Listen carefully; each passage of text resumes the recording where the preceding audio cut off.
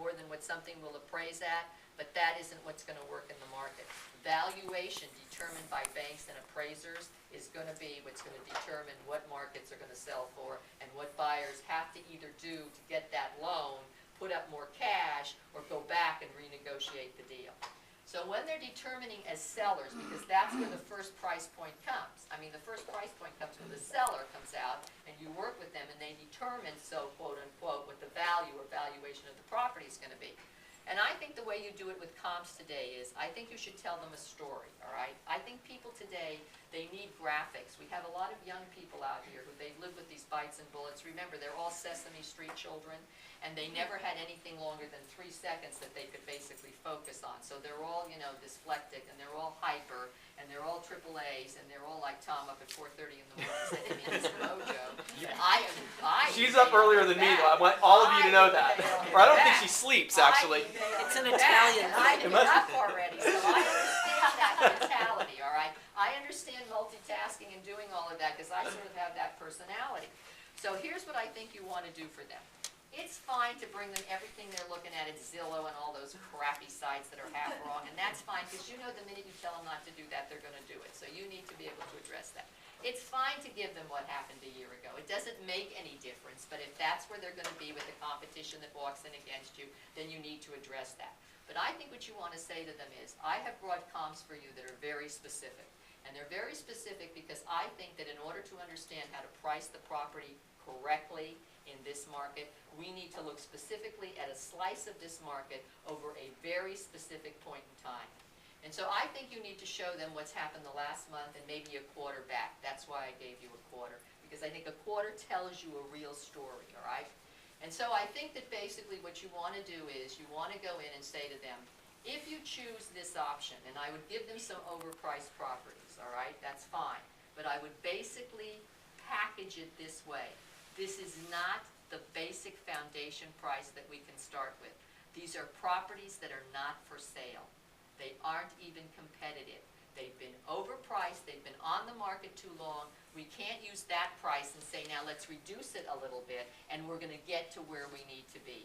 So these are properties I'm showing you that aren't for sale. Therefore, we can't use them as a comp. But I brought them in so that you can just see them. But I think that's something you need to say. They're not for sale. We cannot use them as a comp, okay? The second price point would be right where the market is, all right? Right where it's competitive. Now what you need to say to them, that's just fine, except now we have to add a few other things that buyers and banks are going to look at when they come in. And that's going to be whether the location is better than the competition you're looking at, whether your location is better, is it state-of-the-art, is it all upgraded? Because you can be right competitive at market, and that's a good place to be, if you really are competitive with all the other properties. But if you're the 50s and they've got a 90s house, that's not really competitive. The third option would be, you can't be overpriced, you're not going to be competitive because you don't have the amenities, so you need to be below where the rest of the competition is.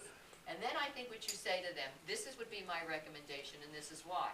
Now you've given them 3 options, and I think you've given them some reasons why this is the option that they need to choose. I think that's much better than just not giving them a story. So I think in order for them to get to understand, they need for you to talk what happens. And I think in doing those comparisons, you need to keep coming back to the lender and the banks, because it's not just about the profile of the buyer. It's not just going to be the competition, the guy down the street selling his house. It's not just going to be about location. It's not just going to be about the emotional attachment. It's not going to be about those things count, but it's going to be about something else that has to be almost number 1 now. The bank's going to come in here. They're going to run an appraisal on this property. If they like it, great. If they don't, believe me, the buyer isn't giving you more money. The buyer has to put up cash. They're going to spook and they're not going to want to do that. So right now, the banks are in a lot of control. And it's a question between value, which is what the buyer's going to look at and see, but what you have to consider also is this other little piece we've never really looked at too carefully. It's called valuation. That's what the bank comes in, and they do that with their numbers, with their software, with their packages, with the appraisers that they're now totally in control over. So I think that that's the difference. You have to now talk to them about value versus valuation. Does it matter if they're underwater? Of course it matters if people are underwater. And I know when sellers come to you and say, should I do a foreclosure, should I do a short sale? Look, you don't need to be in the legal advice business, okay? And you don't need to be in the let me be your CPA advice business. here's what I think you can say to people. Look, whether you do a short sale or a foreclosure, it has ramifications for you as a seller, all right?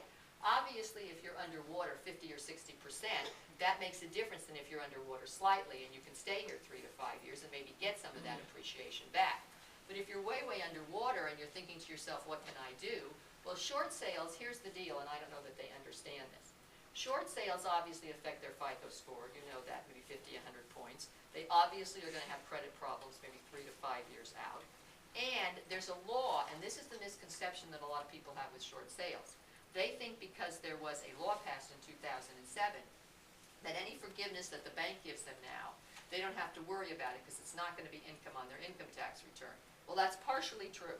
So let's talk now, because everybody forgets, we belong to something called the federal government because we're 52 states, right? But we also have a state government called the state of California, which is not doing too well these days, but we're still a state supposedly. So let's talk about the federal consequences of a short sale first, because everybody forgets about the two.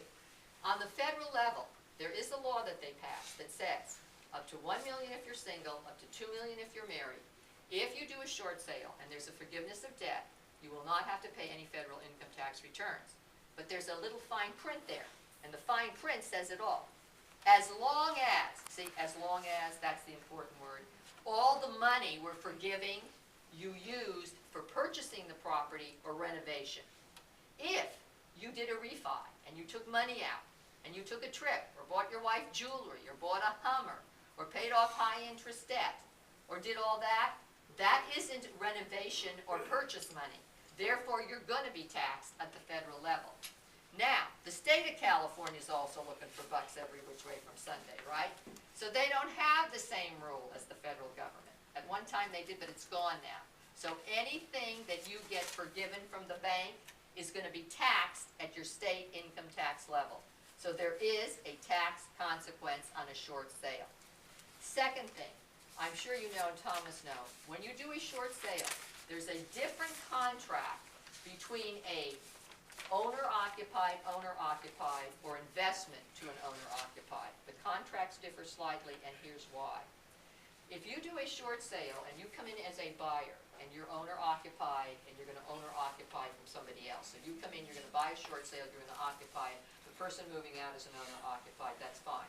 If you're an investor and you're moving into an owner-occupied, there is something out there that says if you're an investor going into a short sale, they have 2 years to come back, that owner, and basically do a remission. They can come back and repossess that property at the price you paid for it. Now, that new contract discloses all of that and basically lets them know that. So that you really want to disclose to a seller the buyer that's an investor. If you buy from an investor, fine. If you're buying owner-occupied in a short sale, there is this little caveat here. It doesn't happen very often because they're broke and they can't come back, but they need to know that that is out there. So you have a different contract when you do one for the other. So if you don't have it, get it, because that's important. So that's short sales. Foreclosures.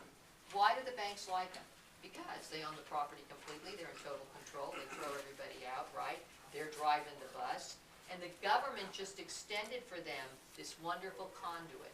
Whatever losses they have this year, they don't have to worry about it because they can take them off and take it out against all the profits they had over the last 3 to 5 years.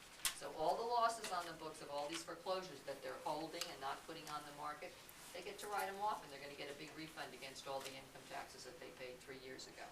So I think that basically when we talk about are they underwater, people also need to know foreclosures cost you FICO scores, probably 7 years of credit, but it's a question and they need to go get somebody to advise them. You can't do that, all right? You don't want to get into that. That's going to cause a lot of liability someplace out. Okay. Now, there's something out there called the Deed to Lease program. Have you heard about that? So let me tell you about that program. That's a new program that's out there now. And again, it's another government program to help people, to help them not have to leave their homes so quickly if they're in danger. Here's the other option when you're talking to people about short sales or foreclosures. They can basically go out and apply to Fannie or Freddie, all right? And here's what it has to be. Here's how you apply. You have to have shown that you went out and that you tried to get a remodification and you were rejected, all right? And you have to prove that you are able to pay current market rents in the area in which your property is located. If you can do that, under the Fannie program, they will do what they call a deed to lease. They will take back the deed to your house, all right, if you qualify. They're then gonna put